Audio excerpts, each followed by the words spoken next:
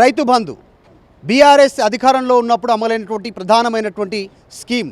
దాదాపు రైతాంగం అంతా కూడా బీఆర్ఎస్కు అటాచ్ అయినటువంటి సిచ్యువేషన్. వారి ఓటు బ్యాంకును లాక్కోవడానికే రేవంత్ తీసుకున్న నిర్ణయం రైతు భరోసా పేరిట ఎకరానికి 15,000 అంటూ హామీ ఇచ్చారు. కొన్ని రోజులు ఆగండి, 2-3 రోజులు ఆగితే 10 కాదు 15,000 మీ అకౌంట్లో ఇస్తామనేటువంటి స్టేట్మెంట్ ముఖ్యమంత్రి చేశారు. కానీ ముఖ్యమంత్రి నిన్న మాట మార్చారు. ఎందుకు, దాని వెనకాల ఉన్న కారణాలు ఏంటి తెలుసుకునే ప్రయత్నం చేద్దాం. మనతో పాటు బీఆర్ఎస్ పార్టీకి సంబంధించిన సీనియర్ నాయకులు దాసోజు శ్రవణ్ కుమార్ ఉన్నారు. దాసోజు శ్రవణ్ గారు, బీఆర్ఎస్ చెప్తా ఉంది కాంగ్రెస్ తీసుకున్నటువంటి నిర్ణయాలు ముఖ్యంగా మోసం అంటేనే రేవంత్ రెడ్డి, ఆయన చేస్తున్న ప్రతి మాత్రం దానికి పేటెంటే రేవంత్ రెడ్డి అనేటువంటి బీఆర్ఎస్ చేస్తుంది. నిజమేనా? అది వాస్తవమే కదా.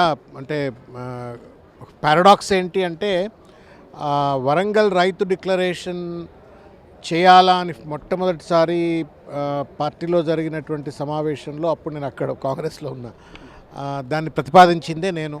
దాని ఫస్ట్ డ్రాఫ్ట్ వరంగల్ రైతు డిక్లరేషన్ ఫస్ట్ డ్రాఫ్ట్ రాసింది నేను. కాబట్టి ఒక నమ్మకంతో విశ్వాసంతో రాసినటువంటి వాడిగా అది అమలు కావాలా అని చెప్పని, తూచా తప్పకుండా అమలు కావాలని చెప్పని కోరుకున్నటువంటి వాడిని. దురదృష్టం ఏంటి అంటే రేవంత్ రెడ్డి అధికారంలోకి వచ్చిన తర్వాత రాత్ గయా బాత్ గయా అన్నటువంటి ఒక రీతిలో అధికారంలోకి వచ్చిన తర్వాత అప్రాధాన్యతకు చెందినటువంటి ఒక అంశాలన్నీ కూడా ముందు పెట్టుకొని ఇవాళ ప్రజలకు ఇచ్చినటువంటి ఒక వాగ్దానాలు తుంగలో తొక్కే ప్రయత్నం చేస్తూ ఉన్నాడు. కేవలం మీకు రైతు భరోసానే కాదు, సరే రకరకాలు మాట్లాడినాడు. కేటీఆర్ గారు ఇంతకుముందు చాలా స్పష్టంగా తన ప్రెస్ కాన్ఫరెన్స్లో చూపెట్టినారు. ఏ రకంగా ఎప్పుడెప్పుడు ఎట్లెట్లా మాట్లాడిండు, ఊసరవల్లి లెక్క ఇప్పుడు ఏ రకమైన రంగు రేవంత్ రెడ్డి చూపెడుతుందని స్పష్టంగా కనబడతా ఉంది.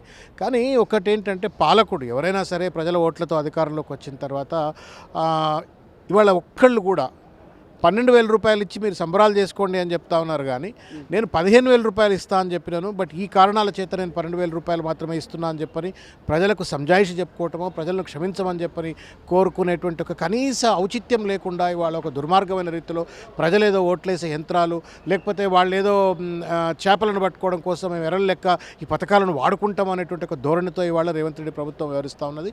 ఆ రోజు రాసినప్పుడు అద్భుతమైనటువంటి ఒక నమ్మకంతో, విశ్వాసంతో నిజంగానే ఒక మంచి పథకాన్ని ప్రవేశపెట్టాలని చెప్పని రాసిండ్రు. కానీ రైతు డిక్లరేషన్లో ఉన్నటువంటి ఏ అంశాన్ని కూడా పూర్తి స్థాయిలో అమలు చేయకుండా, రైతు రుణమాఫీ అని చెప్పని రైతు రుణమాఫీని పూర్తిగా అమలు చేయకుండా, రైతు భరోసాను సంవత్సర కాలం తుంగలో దొక్కేసినారు. ఆ సంవత్సర కాలం తర్వాత అదైనా 15,000 రూపాయలు ఇస్తారంటే దాంట్లో కూడా కటింగ్లు పెట్టేటువంటి ఒక ప్రయత్నం చేయటము, తర్వాత ఎంఎస్పీని అమలు చేస్తామని చెప్పని, తర్వాత బోనస్ ఇస్తామని చెప్పని, తర్వాత పంట కొనుగోలు చేస్తామని చెప్పని రకరకాలైన వాగ్దానాలు చేసి రైతు నోట్లో మన్ను కొట్టినటువంటి ఒక రేవంత్ రెడ్డి ప్రభుత్వం ఇవాళ దుర్మార్గమైనటువంటి ఒక రీతిలో ఎందుకు తక్కువైంది, కారణాలేంటి, ఎందుకు ఇవ్వలేకపోతా ఉన్నారు, మమ్మల్ని క్షమించండి అని చెప్పని కూడా రైతాంగాన్ని, ఓట్లేసిన రైతులను అడగకపోవడం అనేటువంటిది వాళ్ళ ఆధిపత్య అహంకారానికి, ప్రజల పట్ల ఉన్నటువంటి ఒక తులనా భావానికి ఇది ప్రతీక అని చెప్పి నేను భావిస్తా ఉన్నాను. ఇంకోటి, నిన్న జనవరి 1వ తారీఖు రోజు ముఖ్యమంత్రి నివాసంలో మీటింగ్ అయింది ఎమ్మెల్యేలు, మంత్రులతో. దాంట్లో ముఖ్యమంత్రి క్లారిటీ ఇచ్చినట్టుగా ప్రచారం జరుగుతూ ఉంది, సమాచారం బయటకు వచ్చింది. ఆర్థిక పరిస్థితిని ప్రజలు అర్థం చేసుకున్నారు, కాంగ్రెస్ పైన మంచి సానుకూలత ఉంది రాష్ట్రంలో, స్థానిక సంస్థలు క్లీన్ స్వీప్ చేయబోతా ఉన్నాం, అవన్నీ పట్టించుకోకుండా. నిజంగా పరిస్థితి ఉందా, సానుకూలత ఉందా కాంగ్రెస్ మీద?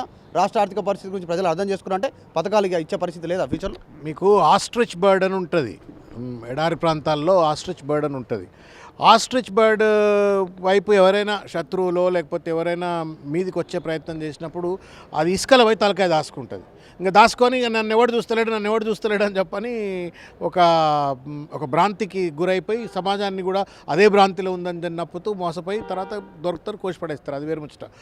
అట్లనే ఇవాళ పిల్లి కళ్ళు మూసుకొని పాలు తాగినట్లుగా, లేకపోతే ఆస్ట్రిచ్ బర్డ్ ఎట్లయితే ఇసుకల తలకాయ దాచుకున్నట్లయితే తనను తాను మోసం చేసుకుంటూ సమాజాన్ని మోసం చేయాలని ప్రయత్నం చేస్తుందో, అదేవిధంగా రేవంత్ రెడ్డి ఇవాళ మోసపూరితమైన వైఖరికి పాల్పడుతూ ఉన్నాడు. ఇవాళ విస్పష్టంగా రేవంత్ రెడ్డి తాను అసమర్థుణ్ణి, తాను పరిపాలనకు తగడు అనేటువంటిది స్పష్టంగా చూపెడతా ఉన్నాడు.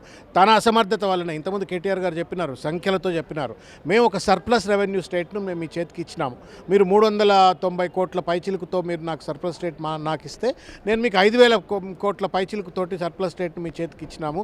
ఇవాళ మీరు ఏ కారణం చేత సంవత్సరంలోపే మీరు ఎందుకు ఆర్థికంగా దిగజారిపోయిందంటే సమాధానం చెప్పకుండా ఇవాళ దాటవేత ధోరణికి పాల్పడుతూ కొమ్మ మీద కూర్చొని కొమ్మని నరికినటువంటి ఒక రీతిలో రాష్ట్ర ప్రతిష్టను ఇమేజ్ను పూర్తిగా కూడా రేవంత్ రెడ్డి నేతృత్వంలో దిగదార్చే ప్రయత్నం చేసినాడు. అధికారంలోకి వచ్చిన మొట్టమొదటి రోజే రాష్ట్రం అంతా అప్పుల కుప్పగా మారిపోయింది అని చెప్పని, అవినీతిలో కూరుకుపోయిందని చెప్పని, కాళేశ్వరం అని చెప్పని, కరెంటు పర్చేజీలు అని చెప్పని, ఎక్కడికక్కడ ప్రభుత్వం అంటే కేసీఆర్ గారి పైన దుమ్మెత్తాలనేటువంటి ఒక ప్రయత్నంలో భాగంగా రాష్ట్రాన్ని అధోగతి పాలు చేసినాడు. ఇవాళ రాష్ట్రంలో పెట్టుబడులు పెట్టాలంటే భయపడతా ఉన్నారు, రాష్ట్రంలో భూములు కొనాలంటే భయపడతా ఉన్నారు, రాష్ట్రంలో రియల్ ఎస్టేట్ వెంచర్ చేయాలంటే భయపడతా ఉన్నారు. ఈ రకంగా మొత్తాన్ని ఆర్థికంగా ఒకవేళ అతలాకుతలం అయినట్టయితే దానికి కారణం ముమ్మాటి రేవంత్ రెడ్డి యొక్క దుర్మార్గమైనటువంటి ఒక వాచాలత, దుర్మార్గమైనటువంటి ఒక కేసీఆర్ గారిపై ఉన్న కోపంతో రాష్ట్రం మీద దుమ్మెత్తి పోసినట్టు వైనం. మూడవది తన చేతగానితనం. He is not a visionary. దురదృష్టం ఏంటంటే ఆయనకు నా పొలిటికల్ విజ్డమ్ లేదు, నా విజన్ లేదు. దాంతో ఇవాళ ఏంటంటే ఇవాళ రాష్ట్ర ముఖ్యమంత్రిగా పూర్తిగా ఫెయిల్యూర్ అయిపోయి ఇవాళ తెలంగాణ ప్రజల పాలిట శాపంగా మారినటువంటి ఒక పరిస్థితి. ఇంకొక ప్రధానమైన ఏంటంటే ఇప్పుడు రేవంత్ రెడ్డి గారు నేను బాగా మనం చరిత్ర కనుక చూసినట్టయితే విన్స్టన్ చర్చిల్ అని మనకు బ్రిటిష్ ప్రధానమంత్రి ఉండేవాడు. He was a very successful prime minister. ఆ రోజు ఉన్నటువంటి ఒక దళాలన్నింటినీ కూడా అంటే అటు బ్రిటన్ కావచ్చు, మిగతా అన్ని దేశాలకు సంబంధించిన ఫ్రాన్స్, ఈ దళాలన్నింటినీ కూడా సమీకృతం చేసి ఆ రోజు యుద్ధంలో గెలుపొందడానికి ఒక మంచి ఉత్తేజభరితమైన ఒక నాయకత్వం అందించిన వ్యక్తిగా విన్స్టన్ చర్చిల్కి పేరుంది. Subsequently Winston Churchill appear to be absolutely a failure.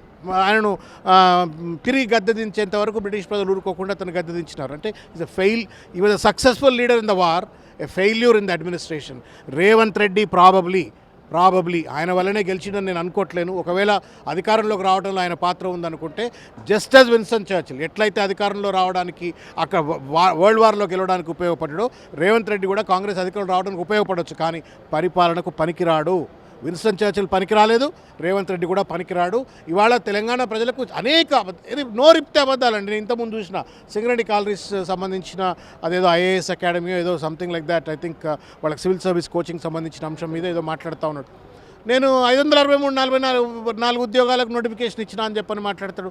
అంతకుముందు ఇచ్చింది 504 ఉద్యోగాలు, దానికి 60 కలిపి నువ్వు కొత్త నోటిఫికేషన్ ఇచ్చి అది కూడా కోర్టు తీర్పుకు విరుద్ధంగా నువ్వు నోటిఫికేషన్ ఇచ్చి మాట్లాడే ప్రయత్నం చేస్తూ ఉన్నాడు. అంటే ఒక ఏది పడితే అది మాట్లాడాలా, అంటే ఎన్నికల సందర్భంలో ఒకటి మాట్లాడాలా, అధికారంలో ఒకటి మాట్లాడాలా, చిట్చాట్లో ఒకటి మాట్లాడాలా, లేకపోతే బయట ఒకటి మాట్లాడాలా, లోపల ఒకటి మాట్లాడాలా, ఒకదానికొకటి ఒక సంబంధం ఉండకుండా ఒక కన్సిస్టెన్సీ లేకుండా ఇష్టం వచ్చినట్టు మాట్లాడుతూ ఇవాళ ఒక పనికిరాని ముఖ్యమంత్రిగా రేవంత్ రెడ్డి గారు వ్యవహరిస్తూ ఉన్నారు. ఆ పనికిరానితనం వల్ల ఇవాళ తెలంగాణ సమాజం నష్టపోతూ ఉంది. భవిష్యత్ ఇట్లనే కనుక ఈ 12 నెలల పాటు లెక్కనే ఎట్లయితే పరిపాలన కనుక కొనసాగే పరిస్థితి ఏర్పడ్డట్టయితే తెలంగాణ చాలా ప్రమాదంలో పడేట పరిస్థితున్నది. నేను I'm really appealing to the Congress high command. మీ ద్వారా కాంగ్రెస్ హైకమాండ్కు, కాకపోతే సహచర మంత్రివర్గ సభ్యులకు కూడా నేను అప్పీల్ చేస్తూ ఉన్నాను. ఇది ఏదో రేవంత్ రెడ్డి ఒక్కడే కొట్లాడితే అధికారంలోకి వచ్చిందనుకుంటే మీ అంత మూర్ఖులు ఇంకొకటి లేరు. అనేక మంది సబ్బండ వర్గాలకు చెందినటువంటి ఒక కాంగ్రెస్ పార్టీ కార్యకర్తలందరూ కూడా 10 ఏళ్ళు అధికారంలో లేకపోయినప్పుడు కూడా వాళ్ళు కూడా కొట్లాడినరు, చేతిలో జెండా పట్టుకొని వాళ్ళు కూడా రకరకాలైనటువంటి రీతిలో పార్టీని కాపాడుకునే ప్రయత్నం చేసినట్టు ఒక ప్రస్థానంలో అధికారంలోకి వచ్చినటువంటి ఒక దాన్ని వాళ్ళ ఈనగాసినాక నక్కల పాలు చేసినట్టుగా రేవంత్ రెడ్డి గారు అటు ప్రభుత్వాన్ని ఆగం చేస్తూ ఉన్నాడు, తర్వాత పార్టీని ఆగం చేస్తూ ఉన్నాడు. నేను ఈ మధ్య ఎవరో చెప్తా ఉన్నారు, అంటే ఏదో సర్వే చేయించుకున్నాడట. ఆ సర్వేలో తెలిసిందేంటి అంటే మొత్తం పార్టీ ముఖ్యమంత్రి పట్ల కావచ్చు, లేకపోతే మంత్రుల పట్ల కావచ్చు, మొత్తం పార్టీ ప్రభుత్వం పట్ల పూర్తిగా కూడా ఒక వ్యతిరేకత ఉంది అని చెప్పని. అది ఎందుకు వస్తూ ఉంది అట్లా? 12 నెలల్లో ఎందుకు వ్యతిరేకత మూట కట్టుకుంటా ఉన్నావు? 10 సంవత్సరాల పాటు కేసీఆర్ గారి నేతృత్వంలో అద్భుతమైన ఒక రీతిలో అభివృద్ధి చెందిన రాష్ట్రాన్ని ఎందుకు అధోగతి పాలు చేస్తూ ఉన్నావు? 12 నెలల్లోనే కాంగ్రెస్ పార్టీ 10 ఏళ్ల తర్వాత అధికారంలోకి వచ్చిన తర్వాత ఎందుకు ఒక వ్యతిరేకతను మూటగట్టుకునే రీతిలో పరిపాలిస్తున్నావు అంటే దానికి ఒకడు జిమ్మెదారి. ఆ జిమ్మెదారి ఎవరు అంటే రేవంత్ రెడ్డి. ఆయన మనసు బుద్ధి మారాలని చెప్పని నేను కోరుకుంటా ఉన్నాను. ఎందుకంటే ఈ కొత్త సంవత్సరంలోనైనా కొత్తగా ఆలోచించిన ఆయన కొత్త సంవత్సరంలో కొత్తగా ఆలోచించు. ఇవాళ కేసీఆర్ గారిని మనం రాస్తాం కదా, శ్రీరామ అని చెప్పని రామకోటి రాస్తాం కదా, రామకోటి రాసినట్టు కేసీఆర్ కోటి రాస్తా ఉన్నాడు. ఏడవైనా కేసీఆర్. అరే ఇప్పుడు నీ పరిపాలన, నీ ప్రభుత్వం, నీ చేతిలో అధికారం ఉంది, నువ్వేం చేస్తావో చెప్పా అంటే కేసీఆర్ అని చెప్పని ఇవాళ కూడా నేను సింగరేణి కాలేజీలో చూసిన. ఇవాళ కూడా కేసీఆర్ కోటే రాస్తా ఉన్నాడు. ఈ కేసీఆర్ కోట్ రాసినందువల్ల ఏమైనా బుద్ధి వస్తే బాగుంటుండే. ఎందుకంటే ఇప్పుడు పాజిటివ్ మైండ్ సెట్తో కేసీఆర్ కోట్ రాస్తే ప్రాబ్లమ్ ఏమైనా ఇన్స్పిరేషన్ అని వస్తుంది. అట్లా లేదు, నెగటివ్ మైండ్ సెట్తో కేసీఆర్ గారి పైన దుమ్మెత్తాలా, తద్వారా నేను లబ్ధి పొందాలనే ప్రయత్నం చేస్తూ ఉన్నారు. It will not be really helpful to the state of Telangana. ఇంకోటి 6 గ్యారెంటీలకు సంబంధించినటువంటి డేట్లకు సంబంధించినటువంటిది ఒక మైండ్ గేమ్ నడుస్తున్నట్టుగా చర్చ జరుగుతూ ఉంది. డిసెంబర్ 9 అధికారం చేపడతాం, ప్రజాపాలన అన్నారు. తర్వాత 100 రోజుల్లో 100 డేస్ టార్గెట్ పెట్టుకున్నారు. 6 గ్యారెంటీలు హామీ అన్నారు. కాకపోతే ఆగస్టు 15 నుంచి రుణమాఫీ అన్నారు. కాకపోతే 3 విడతలు చేశారు. దాని తర్వాత ఇప్పుడు సంక్రాంతి అన్నారు. సంక్రాంతి పోయి జనవరి 26 రైతు భరోసా అంటున్నారు. 15,000 పోయి 12,000. డేట్లు చేంజ్ అవుతున్నాయి. ఇది మన మైండ్ గేమా? అసలు ఏం జరుగుతుంది? దీని గురించి ఏమనుకుంటారు? ఫైనల్గా అమలు అవుతాయి హామీలని? It's not mind game, it's a mediocre game. Mind game కాదు, ఒక మీడియాకర్ గేము. ఎందుకు అంటే మన దురదృష్టం, మన భారత రాజ్యాంగం అంబేద్కర్ రాసినట్టు ఇవన్నీ ఆలోచించి రేవంత్ రెడ్డి లాంటి వాడు కూడా ముఖ్యమంత్రి అవుతాడని అంబేద్కర్ అనుకుని ఉంటే ఏం చేస్తున్నావు ఆయన? పాపం, నా రెఫరెండం లేవు, నా ప్లెబిసైట్లు లేవు, నా రీకాల్ సిస్టమ్ లేదు, అధికారంలోకి వచ్చిండు గుత్తా 5 ఏళ్ళు, ఢిల్లీని మేనేజ్ చేసుకుంటే నేను ముఖ్యమంత్రిగా కొనసాగుతా, ఎమ్మెల్యేలను అంతో ఇంతో చేసి అదుపులో పెట్టుకుంటే నేను ముఖ్యమంత్రిగా కొనసాగుతా అనేటువంటి ఒక నమ్మకంతో ఇలా ప్రజలను వంచనకు గురి చేసే ఒక ప్రయత్నం. నువ్వు అది ఒక్కనాడైనా రేవంత్ రెడ్డి నోట్లో నుండి నేను 12 నెలలు అయిపోయింది, కొత్త సంవత్సరంలో ఉన్నాం మనం ఇవాళ. ఈ 12 నెలల కాలంలో నేను 6 గ్యారంటీస్ పూర్తి స్థాయిలో అమలు చేయకపోయినా నాకు ఈ ఇబ్బందులు ఉన్నాయని చెప్పినాడా? Has he made any confession to the people of Telangana? No. ఇప్పటికీ నేను రైతు రుణమాఫీ మొత్తం చేసేసినా అని చెప్పని అంటాడు. అరే సగం మందికి రుణమాఫీ జరగలేదురా నాయన అని అంటే అయిపోయింది అని అంటున్నాడు. ఇప్పుడు ఎట్లుందంటే కోట శ్రీనివాసరావు కోడి లెక్క అది చూసి నువ్వు చేసేసినా అని చెప్పని ఆయన చెప్పాలా, నేను నమ్మాలా, సంకలు గుద్దుకోవాలా. పెన్షన్ ఎందుకు పెరిగింది, పెంచలేదు అంటే దానికి సమాధానం చెప్పడు. లేదా నిరుద్యోగులకు జాబ్ కార్డ్స్ ఇస్తా అని చెప్పిండు, 5 లక్షల రూపాయలకు సంబంధించిన బెనిఫిట్స్ ఇస్తా అని చెప్పిండు. తర్వాత రకరకాలైన కళ్యాణ లక్ష్మిని ఇట్లా నేను చెప్పుకుంటూ పోతే చాంతాడంత లిస్ట్ ఉంది. ఏ ఒక్కటి కూడా నేను అమలు చేయలేకపోతున్నాను. నేను వాగ్దానం చేసింది వాస్తవమే, 12 నెలలు అయిపోయింది, నాకు ఈ కారణాల చేత నేను అని చెప్పేది పోయి ఎంతసేపు కేసీఆర్ వల్ల నేను అమలు చేయలేకపోతున్నా అని చెప్పాను. మరి నువ్వెందుకు పీకనికి ఉండకు, దిగు, గద్దె దిగు అంటే ఇదంతా కూడా ఏంటంటే ప్రజలను మభ్యపెట్టేటువంటిది. పరిపాలన అనుభవం ఉండకపోవడం తప్పు కాదండి. పరిపాలన అనుభవం, రేపు మిమ్మల్ని ముఖ్యమంత్రి చేస్తే మీకు కూడా అనుభవం ఉండకపోవచ్చు, కానీ నేర్చుకోవాలా అనేటువంటి ఒక జిజ్ఞాస ఉండాలా, ఒక పాజిటివ్నెస్ ఉండాలా, హానెస్టీ ఉండాలా. తర్వాత పక్క వాళ్ళను కన్సల్ట్ చేసి డెమోక్రాటిక్గా పరిపాలన కొనసాగించాలా.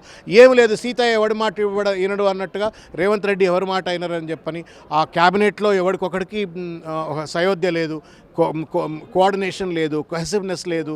అదంతా కూడా ఒక ఎండ్రకిచ్చల గంప. అది ఆ ఎండ్రకిచ్చల గంప ఇవాళ తెలంగాణ రాష్ట్రాన్ని ఇవాళ పరిపాలిస్తూ ఉన్నది.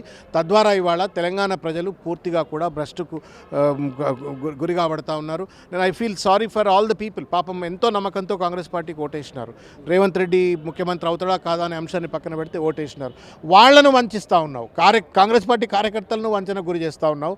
మొత్తానికి ఇవాళ ప్రజల పార్టీ శాపంగా రేవంత్ రెడ్డి గారు వ్యవహరిస్తూ ఉన్నారు. కొత్త సంవత్సరంలోనైనా నేను while I wish him new year greetings to mister Revanth Reddy through RTV. నేను వారికి ఒక విజ్ఞప్తి చేస్తూ ఉన్నాను. కొత్త సంవత్సరంలో కొత్తగా ఆలోచించిన ఆయన తెలంగాణ ప్రజలు 4 కోట్ల మంది ప్రజలు మీ నుంచి ఒక మంచి పాలసీలు రావాలని చెప్పని, అభ్యుదయవాదంలో రాష్ట్రాన్ని ముందుకు తీసుకెళ్లాలని చెప్పని కోరుకుంటా ఉన్నారు. మీకు ఆ భగవంతుడు మంచి బుద్ధి కలగజేయాలని చెప్పని ప్రార్థిస్తూ మీరు కూడా సద్బుద్ధి కలగజేసుకోవాలని చెప్పని నేను కోరుకుంటున్నాను. ఇది ఆ హామీలు ఎందుకు అమలు చేయలేకపోతున్నారనేటువంటి చెప్పకుండా రామకోటి రాసినట్టు కేసీఆర్ కోటి రాస్తా ఉన్నాడు. ఇప్పటికైనా న్యూ ఇయర్లో కొత్తగా ఆలోచన చేయాలి ప్రజల గురించి అనేటువంటి స్టేట్మెంట్ దాసోజు శ్రవణ్ చేస్తూ ఉన్నారు. వీడియో జర్నలిస్ట్ గణేష్తో మధు మల్కడిగర్, హైదరాబాద్. మరిన్ని వీడియోస్ కోసం ఛానల్ ని సబ్స్క్రైబ్ చేయండి. లేటెస్ట్ అప్డేట్స్ కోసం వాట్సాప్ ఛానల్ ని ఫాలో అవ్వండి. ఆ లింక్ డిస్క్రిప్షన్ లో ఉంది.